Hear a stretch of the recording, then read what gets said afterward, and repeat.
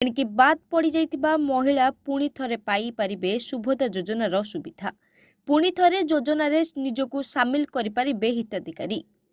ସୁଭଦ୍ରା ଟଙ୍କା ପାଇବାରୁ ବଞ୍ଚିତ ରହିଥିବା ଯୋଗ୍ୟ ହିତାଧିକାରୀ ସୁଭଦ୍ରା ପୋର୍ଟାଲରେ ଯାଇ ନିଜର ଅଭିଯୋଗ ଦାୟର କରିପାରିବେ। ଏହା ବ୍ୟତୀତ ଏହି ଯୋଜନା ପାଇଁ ବ୍ଲକରେ ତିଆରି ହୋଇଥିବା କମିଟି ନିକଟରେ ମଧ୍ୟ ଆପଣ ନିଜର ଅଭିଯୋଗ ଲେଖିପାରିବେ। ସୁଭଦ୍ରା ଯୋଜନାରୁ ଅପ୍ଟ ଆଉଟ୍ ହୋଇଥିବା ହିତାଧିକାରୀଙ୍କ ପାଇଁ ନୂଆ ବ୍ୟବସ୍ଥା କରାଯାଇଛି। ଯେଉଁ ହିତାଧିକାରୀମାନେ ଭୁଲରେ ଅପ୍ଟ ଆଉଟ୍ ହୋଇଯାଇଥିଲେ ସେମାନେ ଏଥିରେ ସୁବିଧା ପାଇପାରିବେ ବୋଲି ଉପମୁଖ୍ୟମନ୍ତ୍ରୀ ପ୍ରଭାତୀ ପରିଡ଼ା କହିଛନ୍ତି। ସୁଭଦ୍ରା ଯୋଜନାର ପୋର୍ଟାଲରେ ଲଗ୍ଇନ୍ କରି ବାଦ୍ ପଡ଼ିଥିବା ହିତାଧିକାରୀମାନେ ଅପ୍ଟ ଇନ୍ କରିପାରିବେ। ଏହାପରେ ଆର୍ଆଇ ମାନେ ଗାଁକୁ ଯାଇ ତଦାରଖ କରିବା ପରେ ଦେଇଥିବା ରିପୋର୍ଟ ଅନୁସାରେ ଚତୁର୍ଥ ପର୍ଯ୍ୟାୟରେ ଏହି ହିତାଧିକାରୀମାନଙ୍କୁ ସାମିଲ କରାଯିବ ବୋଲି କହିଛନ୍ତି ଉପମୁଖ୍ୟମନ୍ତ୍ରୀ Prabhati Parida.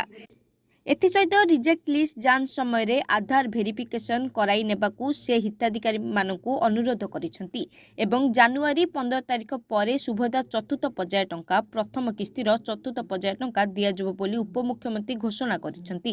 Bureau report, Biraja news.